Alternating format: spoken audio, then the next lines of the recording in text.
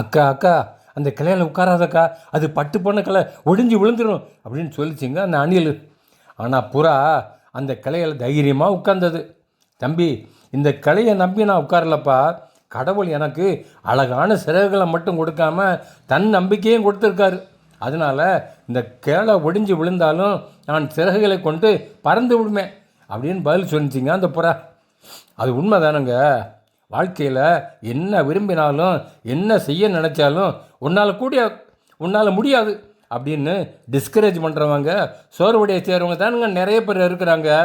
ஆனால் உறுதியான தேவ பக்தியும் திடமான தன்னம்பிக்கை இருந்தால் போதுங்க, நம்முடைய எல்லா முயற்சிகளையும் எல்லா செயல்களையும் நிச்சயமாக ஜெயம் பெறலாம் ஃப்ரெண்ட்ஸ்.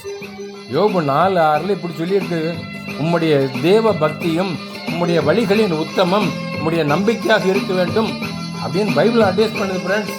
Okay, by.